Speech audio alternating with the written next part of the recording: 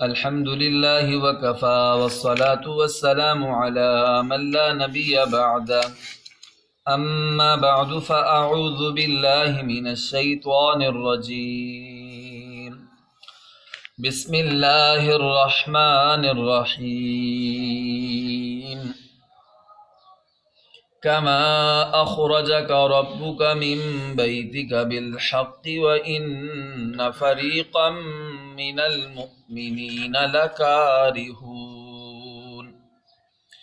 يجادلونك في الحق بعدما تبين كأنما يساقون إلى الموت وهم ينظرون صدق اللہ العظیم۔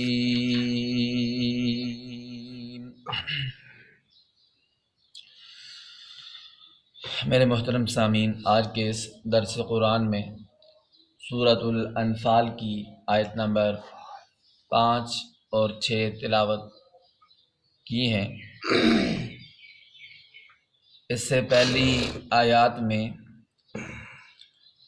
اللہ رب العزت نے ایمان والوں کی چند صفات ذکر کی، اور وہ صفات ذکر کرنے کے بعد اللہ رب العزت نے فرمایا کہ جن ایمان والوں میں بھی یہ صفات پائی جائیں گی وہ پکے سچے ایمان والے ہیں، ان کے لیے اللہ تعالیٰ کے ہاں بہت بڑے درجات ہیں، اور اللہ ان کی بخشش بھی فرمائیں گے، اور اللہ تعالیٰ ان کو عزت والی روزی بھی عطا فرمائیں گے۔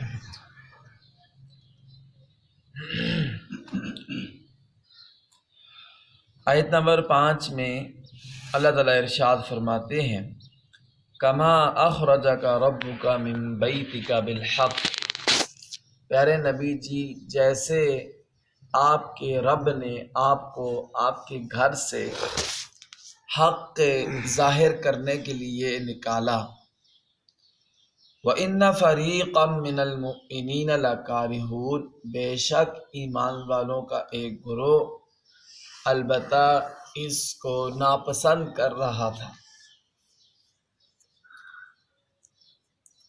اس آیت میں چونکہ شروع میں کما ہے، اور یہ کما حروف تشبیہ میں سے ہے، اور جہاں پر تشبیہ ہوتی ہے وہاں چند چیزیں ضروری ہوتی ہیں۔ ایک ہوتا ہے مشبہ، ایک ہوتا ہے مشبہ بھی۔ مشبہ کہتے ہیں جس کو تشبیہ دی جا رہی ہو، مشبہ بھی جس کے ساتھ تشبیہ دی جا رہی ہے۔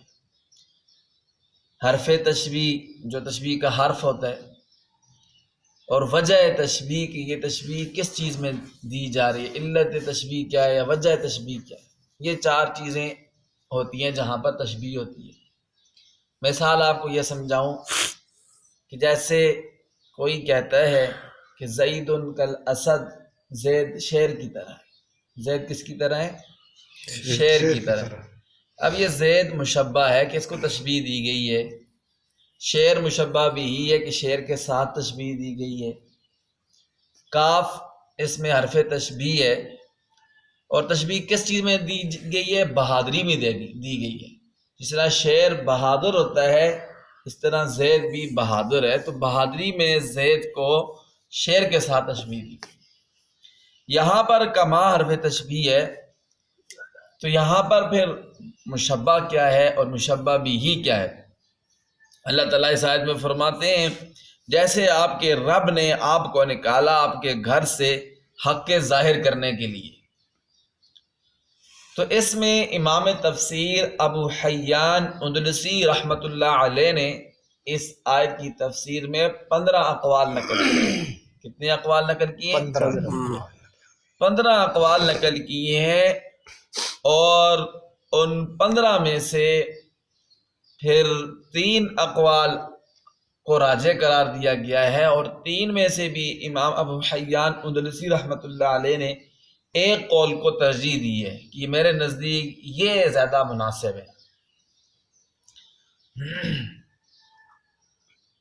وہ 3 اقوال جو راجح ہیں ان میں سے پہلا قول یہ ہے کہ یہاں پر جو تشبیہ ہے وہ اس معنی میں ہے کہ اللہ رب العزت نے فرمایا کہ جس طرح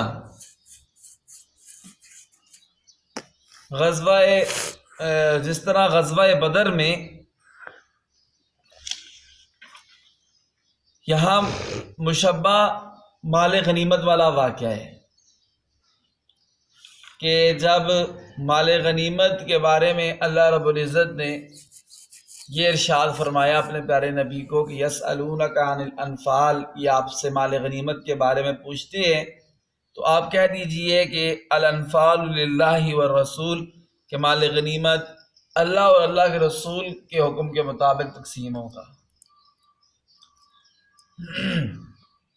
تو اس وقت ایسا ہوا کہ بعض لوگوں کو یہ بات ناپسند لگی، لیکن حکمت اور فائدہ اسی میں تھا کہ وہ اللہ تعالیٰ کے حکم کے مطابق تقسیم ہو۔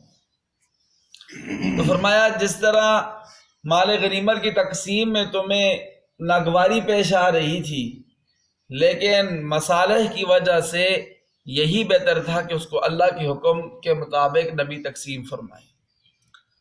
فرمایا یہ اسی طرح غزوہ بدر میں جب بدر کے لیے حضور صلی اللہ علیہ وسلم صحابہ کے ساتھ نکلے تو بعض لوگوں کو یہ بدر کے میدان میں جانے کے وقت ناگواری پیش آئی، لیکن پھر کیا ہوا کہ آخرکار فتح اللہ تعالیٰ نے اپنے نبی کو ہی دی۔ سبحان اللہ۔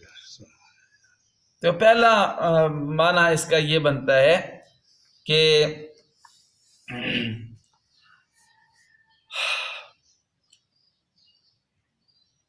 پیارے نبی صلی اللہ علیہ وسلم نے جب صحابہ اکرام کو یہ ارشاد فرمایا کہ جو قیدی لے کر آئے گا تو اس کے بدلے اس کو ہم انعام دیں گے، تو بعض صحابہ اکرام نے فرمایا کہ پھر تو اکثر لوگ بغیر کس چیز کے رہ جائیں گے، جو کسی قیدی کو نہیں پکڑ سکے گا اس کو تو کچھ نہیں ملے گا۔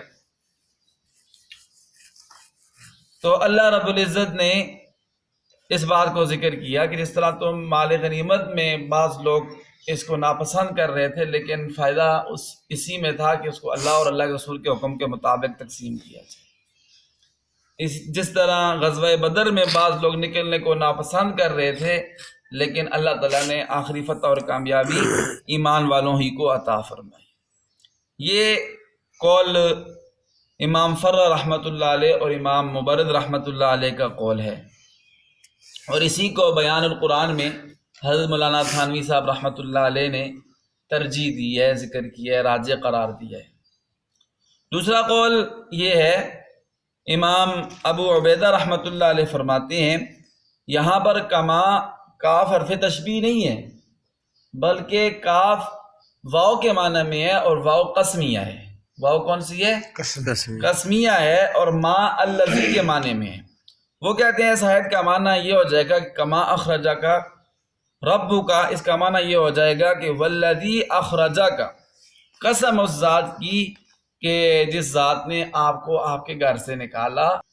اور تیسرا قول اس میں جو ذکر کیا گیا ہے وہ امام نحاس رحمۃ اللہ علیہ نے اس قول کو ذکر کیا ہے، اور وہ یہ ہے کہ وہ یہ کہتے ہیں کہ یہ تشبیہ اس طرح ہے کہ اللہ تعالیٰ ایمان والوں کو یہ سمجھانا چاہ رہے ہیں کہ پہلی آیت میں اللہ تعالیٰ نے ذکر فرمایا کہ جن ایمان والوں میں یہ 5 صفات پائی جائیں گی، ایمان، تقوی، اقامت الصلاۃ، زکوٰۃ کی ادائیگی، تو اللہ تعالیٰ ان کو آخرت میں بلند درجے عطا فرمائیں گے، اللہ ان کی بخشش کریں گے، اللہ ان کی مغفرت کریں گے۔